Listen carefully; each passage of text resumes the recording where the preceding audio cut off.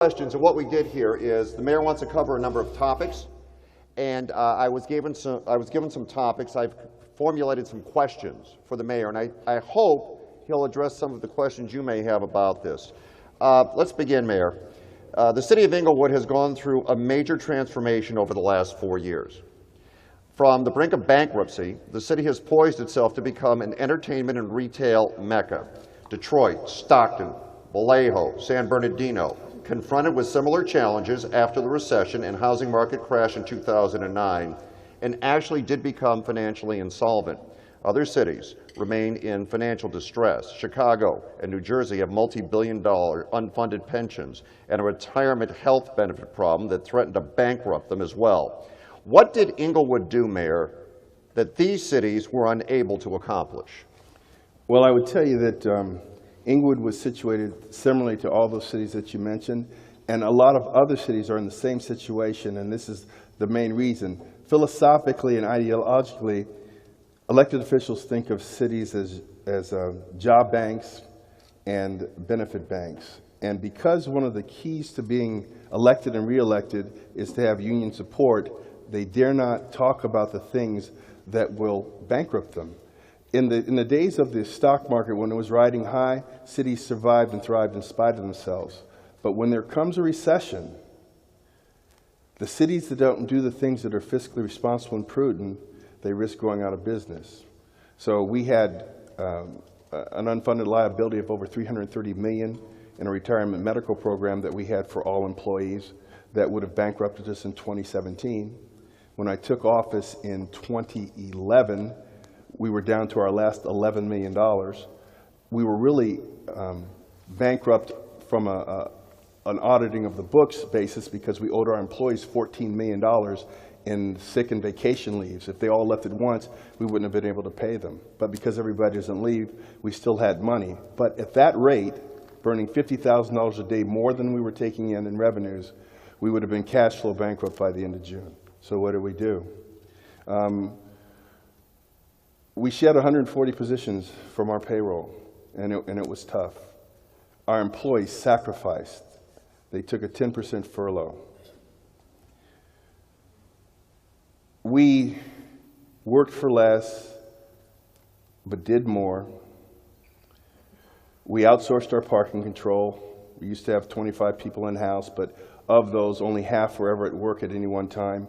And so we entered into a public and private partnership with a Serco, where we retain a certain amount of our revenues, but they guarantee us that there will be 25 parking checkers working every day, no matter what. Now, I don't know if everybody's happy about that, but that saved us about $1.4 million a year. We outsourced our tree trimming operation.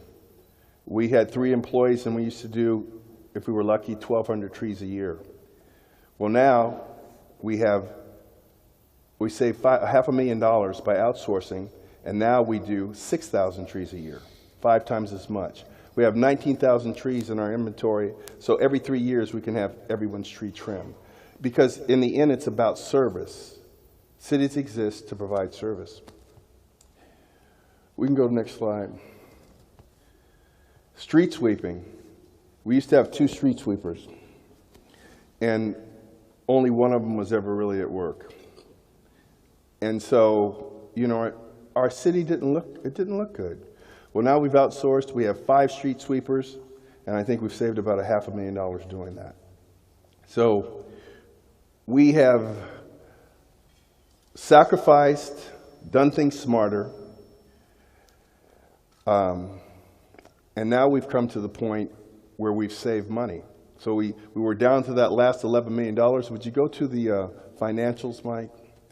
And so you can see there that little bar where the arrow's pointing, that was February 1st of 2011. We were down to $11 million. We started the fiscal year at the bar next to it with $13 million.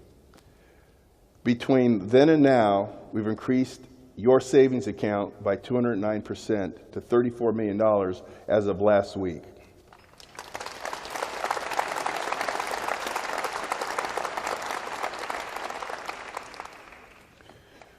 There are other things we've done. Cities exist on a few things.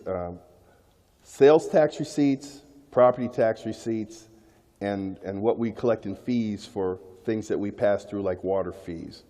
Now the cities that depend on their indigenous sales taxes and indigenous property taxes, meaning those that are generated by the people within the city, they get by in the best of times and they struggle whenever there's a recession, and they never, ever really grow. So we have positioned ourselves with some things we're going to talk about later, where we have an anticipated growth in our sales tax and use revenues. And as you can see, by 2016-17 or 2016-17, we'll be at a little over $15 million in sales taxes. And that's a $3 million increase over where we started. But it's anticipated when we break ground on the stadium project in December that in that next tax year, we will derive about $15 million in sales tax from just the construction materials that will be purchased as the point of sale here in Inglewood. As you can see, that takes the sales taxes off the chart. That's going to give us the ability to do some things that we've needed to do for a long time. And we're going to talk about public safety in a minute, but that's going to be the fundamental vehicle so that we can increase the size of the police department. Can we go to the next one? No city will thrive and do well if it's dirty, if its roads are in need of repair, it doesn't have a viable water infrastructure, and its buildings aren't maintained. So we went a number of years here without doing any street repairs. And if we go to the first two bars in 2010, 11, 12, you can see by looking at the bars, we did about 2 miles of streets in those years. The next year we did 3 miles of streets. And that, we did nothing really before that. But in the last 2 years, we have done, and you'll see when the graph populates, if Michael keeps hitting the space bar, you'll see that we've done 25 miles of streets in the last 2 years in street construction. That's had a big impact on the way that our residents feel about our city. And then we move forward, we have some big projects on the horizon.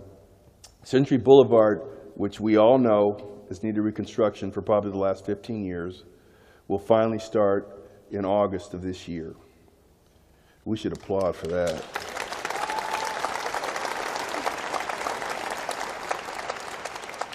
That's a $40 million project, and it'll be it'll go from Van Ness to La Cienega, and I think we have a rendering of what it's going to look like artistically when we're done. A lot better than it looks now.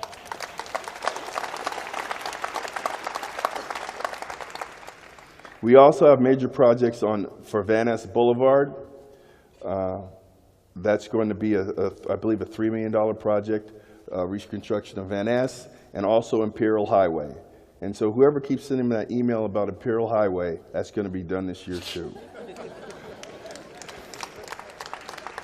I have to tell you, there's a drawback to, I'm mayorjamesbutts@gmail.com, and there's a drawback for having such an easy email to find because I get these emails at 3 in the morning.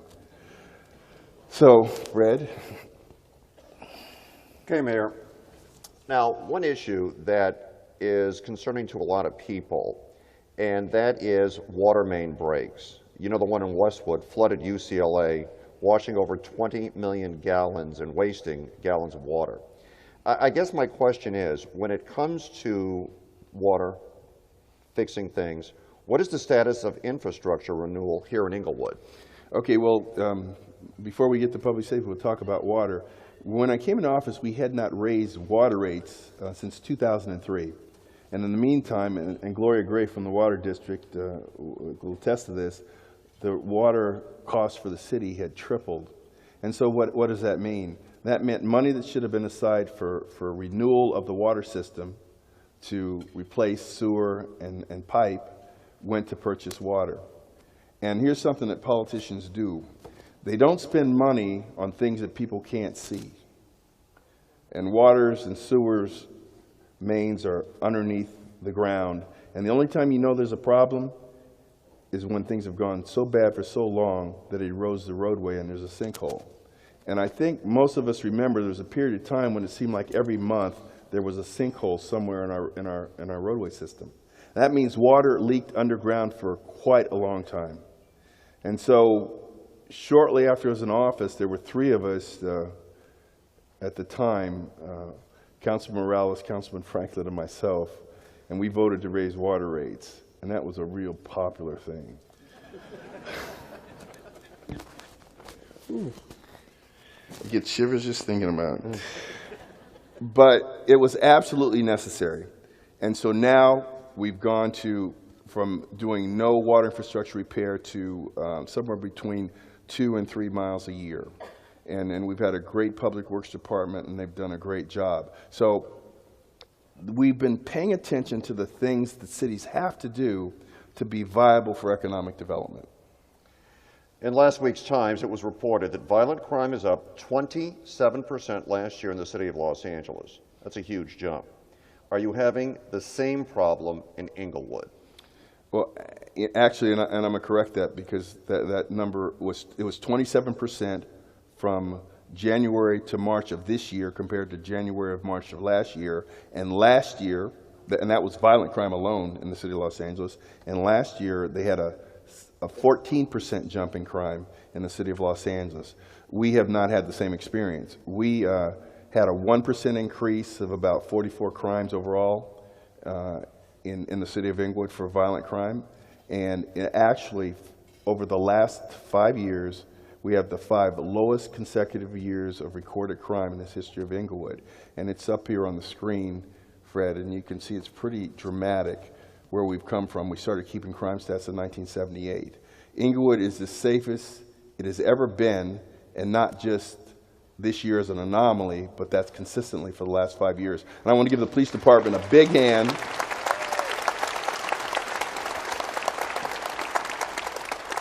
And Chief Ranarata in particular, because they have done this with the smallest size police force that I know of since I was hired. When I was hired on in 1974, we had 163 officers. Now we've made it back up to 199, just under 200. We've hired 10 officers in the last year, and it's the council's objective to hire 10 more officers in each of the two succeeding years, because we really have to give our police officers some more support.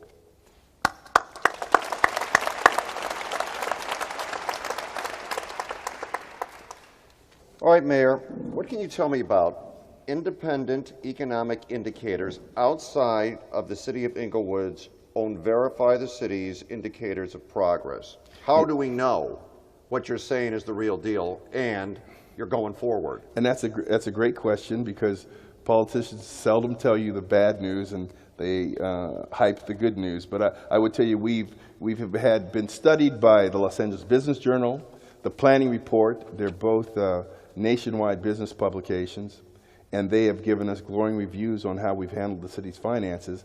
But probably the biggest indicator of the desirability and improvement in the city is its property values. Now, how do you have a barometer for that?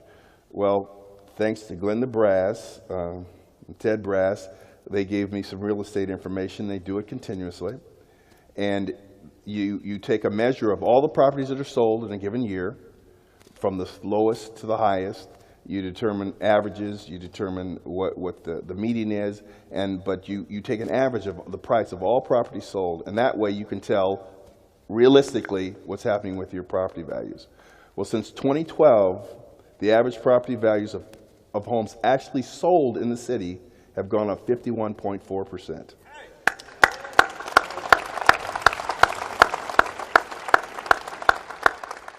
And I can say without fear of contradiction, there's probably no place else in the country that's experienced that type of an increase. And then another thing that cities do, when you borrow money, you have to go out to the bond market. Now, bonds are not insured by the Federal Deposit Insurance Corporation, meaning that if you default, the bondholders are just stuck. And so therefore, your rating by the ratings agencies makes a big difference in the interest rate you pay to borrow money. Now, we're not borrowing any money right now, but there will come a time when we have to build a new city hall or a new police station, and the interest rate you pay can make a difference of up to $1 million a year in debt service. Well, Moody's, the premier investment service, investors guidance service, has raised the city's bond rating. They did that in February of this year for our bonds and general obligation debt. And that's a big testimony to where Inglewood has come.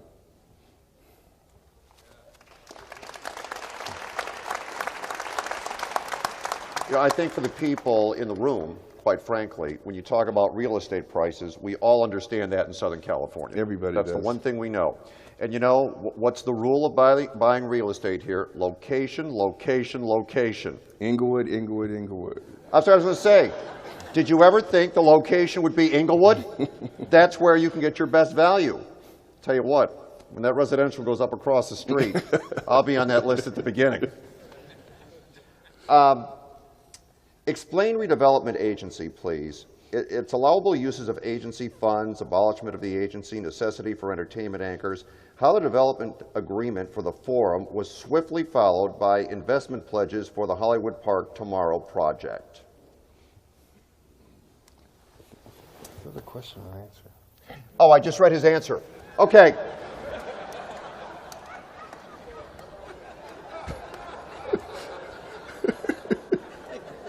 Okay, now, let me say this.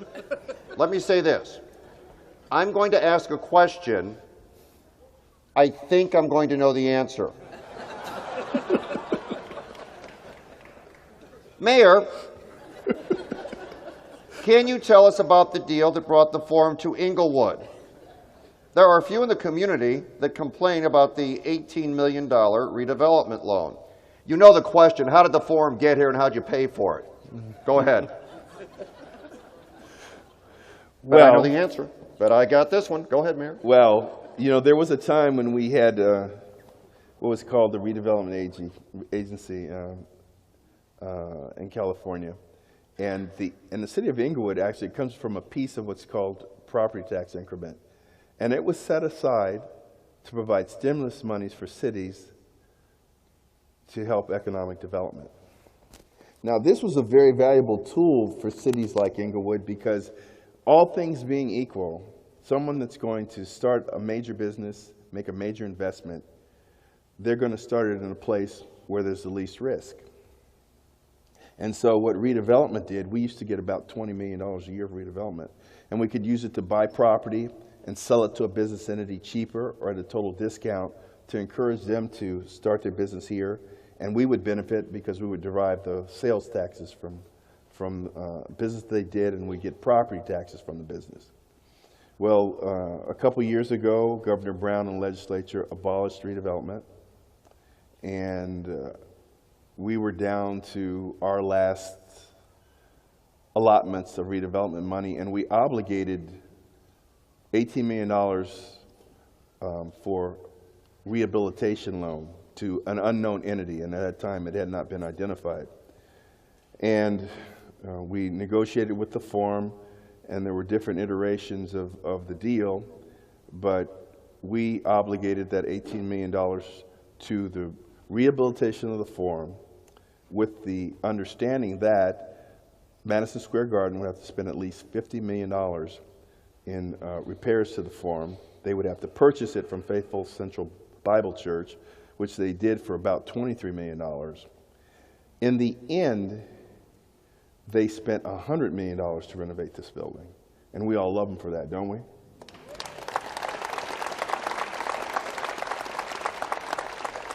But what the people that complained about that expenditure didn't understand was that the city of Inglewood could not use that money on very many things. And if we did not use it, then it would have gone back to the state.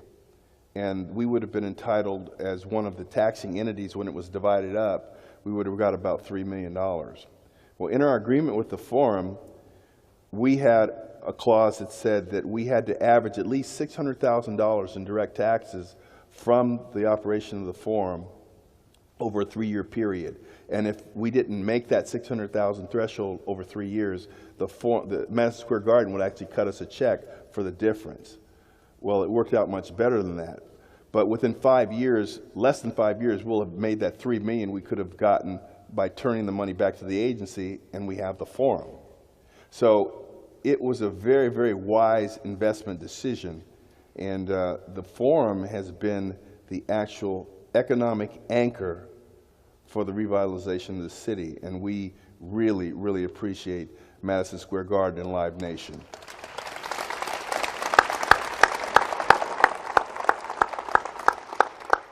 In fact, Nick and I were just talking at lunch that it was hoped that we would have 22 events in the first year. In the first year, we had over 60 events here in this building, and within 11 months, the Forum was the #1 concert venue in the greater Los Angeles area.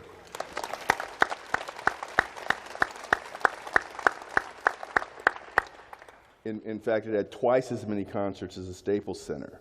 I always love to say that. But in addition to that, Hollywood Park Tomorrow broke ground in February 2014 after the Forum opened January 15th. And in that year, Curbed LA, which is an internet magazine which deals with real estate concerns, named the city of Inglewood LA's best neighborhood for 2014.